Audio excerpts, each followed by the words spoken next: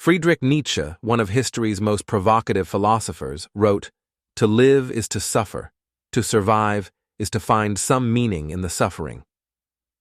Born in 1844 in Prussia, Nietzsche was a man of profound intellect and piercing insight. His works, though controversial, challenged traditional ideas about morality, religion, and human purpose. A frail man plagued by illness throughout his life, Nietzsche's philosophy often stemmed from his personal experiences with pain and resilience. Nietzsche believed that suffering was not something to be avoided or pitied, but rather an inescapable part of existence, a crucible in which strength, growth, and meaning are forged. His perspective wasn't about embracing despair, but about transforming it. In his philosophy, survival isn't merely about enduring hardship, it's about transcending it by finding purpose within it.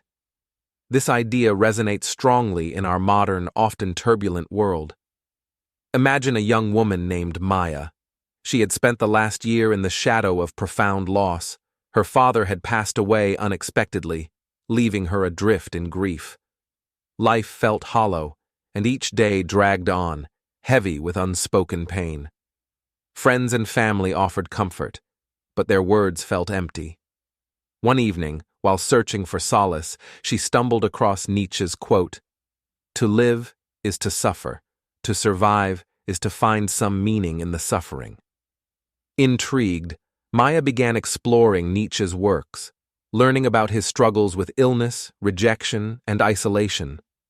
His refusal to be defeated by life's hardships inspired her. She realized that while her pain was undeniable, it didn't have to define her. Maya started volunteering at a local grief counseling center, sharing her story with others who had experienced similar loss. The work was difficult, but fulfilling.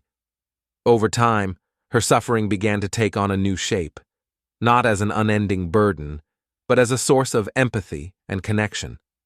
She understood that Nietzsche's words didn't suggest suffering was inherently noble. Instead, they pointed to the possibility of transformation.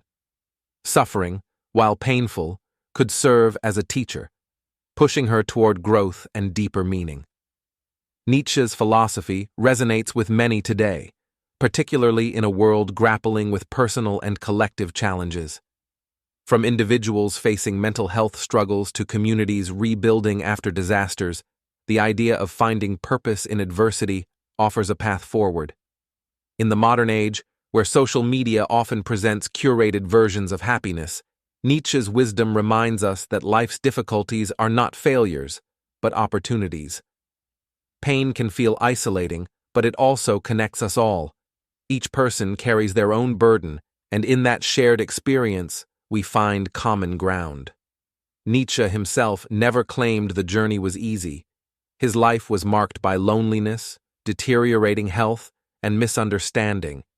Yet his philosophy endures because it speaks to the human condition, the inevitability of pain, and the strength required to turn it into purpose.